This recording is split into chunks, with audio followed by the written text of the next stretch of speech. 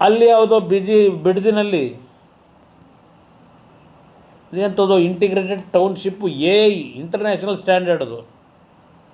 ದಿನ paper advertisement, T V advertisement, ಅದೇನು ಆ ಟಿ ವಿಲಿ ಯಾವಾಗ ಒಂದೊಂದು ಅರ್ಧ ಗಂಟೆಗೂ ಇಷ್ಟರು ನೋಡಿನ ಜನತೆಗೆ. ಅದೆಂಥದ್ದು ಉತ್ತಮವಾದಂಥ ರಸ್ತೆ, ಕ್ರೀಡಾಂಗಣ, ಉದ್ಯಾನವನ, ಈ ಉದ್ಯೋಗ ಯುವಕರಿಗೆ ಯಾವಾಗ ಕೊಡ್ತೀರಪ್ಪ ಇವೆಲ್ಲ? ಇದಕ್ಕೆ ನಿಮಗೆ ಟೈಮ್ ಇದೆ. ಈ ಅಡ್ವರ್ಟೈಸ್ಮೆಂಟ್ ಕೊಟ್ಕೊಂಡು ದಿನ ಕೂತ್ಕೊಳ್ಳೋದಕ್ಕೆ ಟಿ ವಿ ಮುಂದೆ ಅದೆಷ್ಟು ಕೋಟಿ ಖರ್ಚು ಮಾಡ್ತಿರೋ. ಈಗ ಅದೆಂಥದ್ದೋ, ಈಗ 1000 ಕೋಟಿ ಯಾರ ಅಪ್ಪನ ಮನೆದ್ರಿ ದುಡ್ಡು? 1000 ಕೋಟಿ 6000 ಗ್ರಾಮೀಣ ಪ್ರದೇಶದಲ್ಲಿ ಅದು ಭಾರತ್ ಜೋಡೋ ಸಂಘವಂತೆ, 4000 ಅರ್ಬನ್ ಏರಿಯಾದಲ್ಲಿ ಭಾರತ್ ಜೋಡೋ ಸಂಘ. 10,000 ಸಂಘಕ್ಕೆ, ಒಂದೊಂದು ಸಂಘಕ್ಕೆ 10 ಲಕ್ಷ ರೂಪಾಯಿ. ಏನಾದರೂ ಅರ್ಥ ಇದೆಯಾ? ಈ ಕೆಲಸ ಮಾಡ್ಕೊಂಡು ಕೂತಿದ್ದೀರಿ. ಇವತ್ತು ಕಾವೇರಿ ಜಲಾನಯ ಪ್ರದೇಶದಲ್ಲಿ ರೈತರು ಬೆಳೆ ಹಾಕೋಕ್ಕಾಗಲಿಲ್ಲ, ಬೆಳೆ ಉಳಿಸ್ಲಿಲ್ಲ, ಕಬ್ಬೆಲ್ಲ ನಾಶ ಆಗೋಯ್ತು. ಇವತ್ತು ಪಾರದರ್ಶಕವಾದಂಥ ರೀತಿಯಲ್ಲಿ ತೀರ್ಮಾನ ತಗೋತೀರಾ? ಇಷ್ಟು ಬಾರಿ ಡೆಲ್ಲಿಗೆ ಬಂದು ಮಾಡಿದ್ದೇನಪ್ಪ? ಇಲ್ಲಿ ಬರೋದು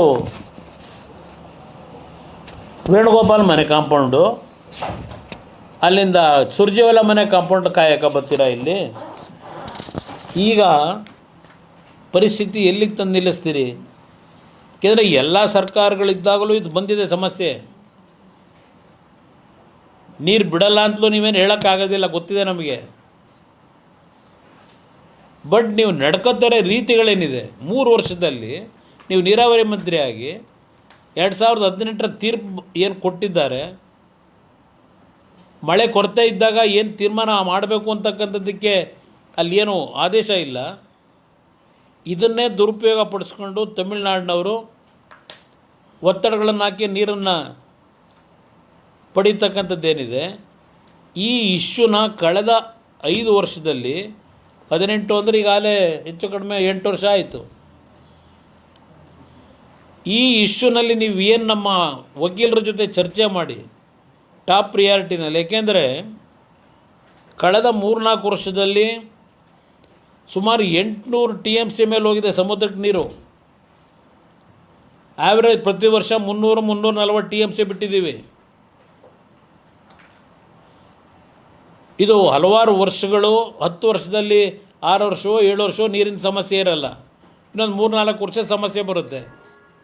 ಈ ಸುಪ್ರೀಂ ಕೋರ್ಟ್ನ ತೀರ್ಪು ಬಂದ ನಂತರ 2018ರಲ್ಲಿ ಈ 6 ವರ್ಷದಲ್ಲಿ ಎಷ್ಟು ಬಾರಿ ಈ ಡಿಸ್ಟ್ರೆಸ್ ಫಾರ್ಮುಲಾನ ಅಳವಡಿಕೆ ಮಾಡಲಿಕ್ಕೆ ಒತ್ತಡವನ್ನು ತಂದಿದ್ದೀರಿ? ಎಷ್ಟು ಚರ್ಚೆಯಾಗಿದೆ?